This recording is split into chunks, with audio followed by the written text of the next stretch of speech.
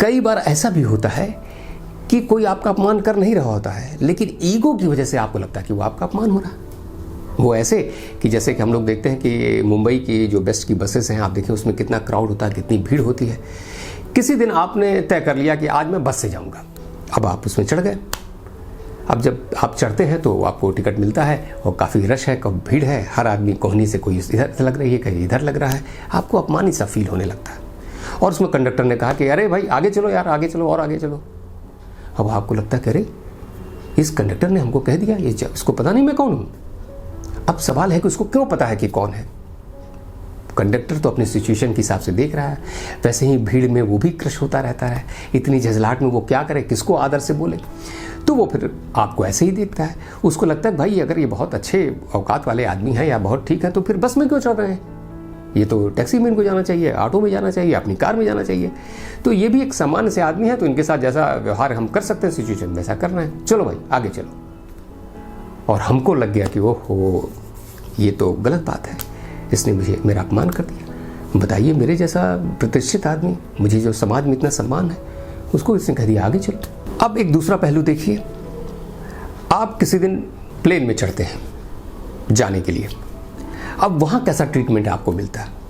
वहाँ air hostess आपको बड़े सम्मान से आपकी सीट तक पहुँचाती है और हमेशा आपके एक बिल पर वो आपको ऑनर करती है कि हाँ आपको क्या चाहिए और कैसी चीज़ें। तो ऐसा क्यों होता है।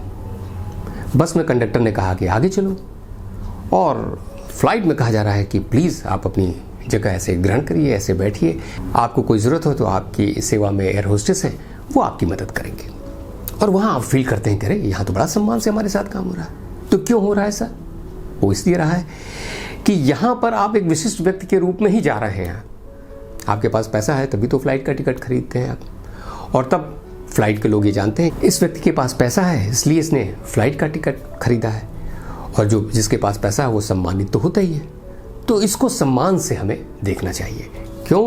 क्योंकि ये हमारा क्लाइंट है, हमारा ग्राहक है, इसकी वजह से हमें बहुत सारे पैसे मिलते हैं।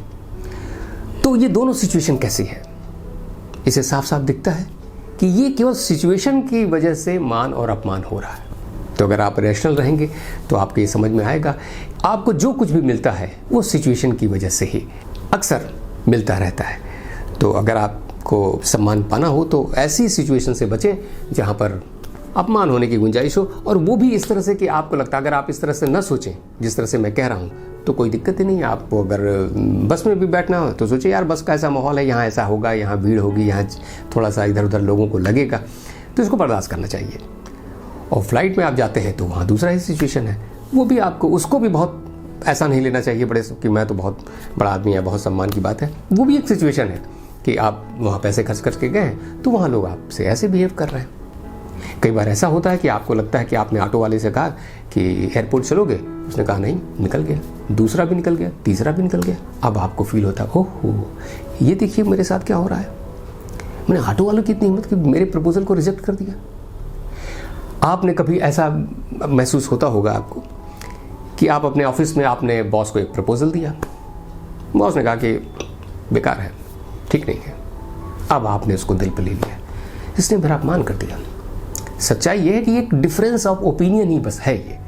भाई आपने एक प्रपोजल दिया, उसको नहीं पसंद आया, उसने कहा कि नहीं ठीक है, पर आपने ले लिया कि मैंने प्रपोजल दिया, मैंने इतनी मेहनत से ये सब चीज़ें तैयार की, और जनाब कह रहे हैं कि अरे नहीं बेकार है।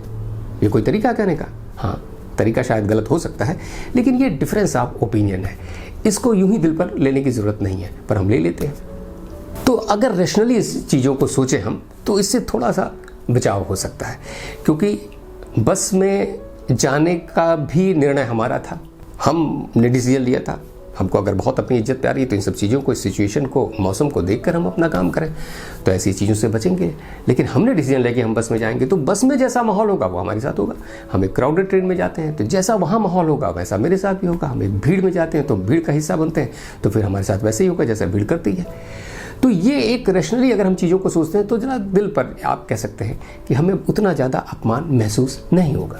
तो कई बार अपने विचारों को लेकर हम इतने मोह में पड़ जाते हैं, उससे इतना अटैच हो जाते हैं कि जब उस पर कोई हिट करता है तो बुरा लगता है, अपमानित महसूस करते हैं। पर अगर रैशनली सोचें तो नेचुरली अपने को हम समझा ले जाएंगे कि यार ये हालात है, ये मौसम, ये ऐसी चीज़ है, इसमें हमको इतना ज़्यादा अटैच नहीं होना चाहिए। ठीक है, एक प्रपोजल था, अगले का डिफरेंस ऑफ ओपिनियन है, वो नहीं, कई बार प्रपोजल एक्सेप्ट भी होता है। लेकिन आप कहेंगे अखिलेश वो तो बात ठीक है कि इस तरह की चीज़ें होती हैं, लेकिन यार इसके बावजूद भी कई बार ऐसा होता है कि हमें जानबूझकर अपमानित कर दिया जाता है। हाँ, ऐसा भी होता है, पर इसके पीछे भी कारण वैसे ही होते हैं, या तो वो जेलसी में होगा या फिर इनसिक्योरिटी में होगा। तो किसी को लग सकता है कि कोई आदमी हमसे बहुत आगे बढ़ रहा है तो उसको खींच के नीचे लाओ, नहीं तो लोग कहेंगे देखिए इन्हीं के साथ का आदमी था, वो वहाँ पहुँच गया, और तब आपको अपमान महसूस होगा। तो ये सब चीज़ें होंगी इसीलिए।